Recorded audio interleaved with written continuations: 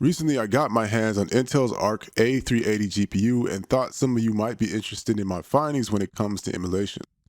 There are a few things that make the A380 something worth considering for an emulation build.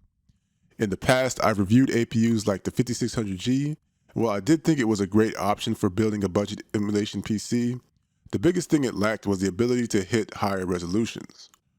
The A380 is a relatively cheap GPU with 6GB of VRAM and can reach clock speeds up to 2450 MHz.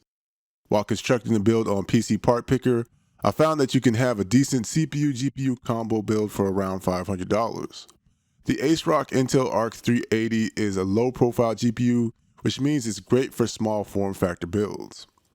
Before we get into the results, here are my full build specs.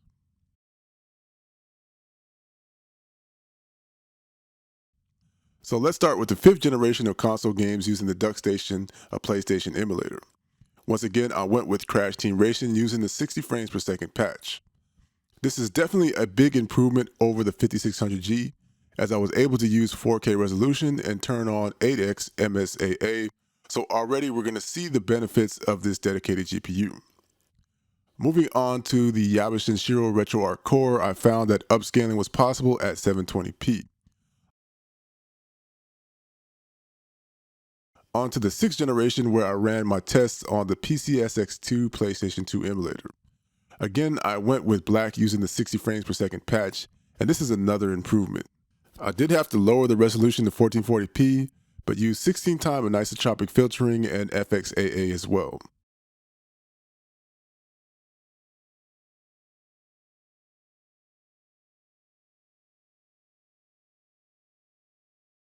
Unfortunately, when trying out the XMU Xbox emulator, there was a huge performance issue. It has been known that Intel's line of GPUs do have issues with certain APIs, and it looks like OpenGL is definitely one of them.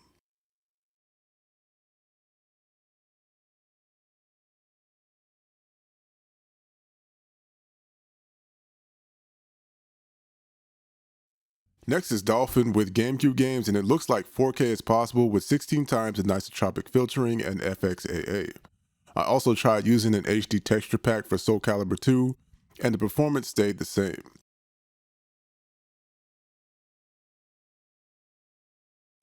When it comes to Wii games, 1440p, 16 times anisotropic filtering, FXAA, and maybe in some cases 2 times MSAA is possible.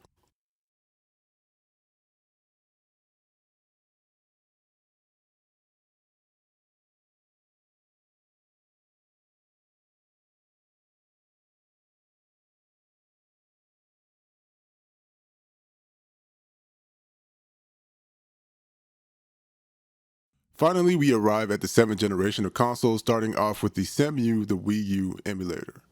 Playing Breath of the Wild at 60 frames per second is possible depending on your CPU, and combined with the A380, I was able to upscale to 1080p, use 16 times anisotropic filtering, and FXAA for a good performance outcome.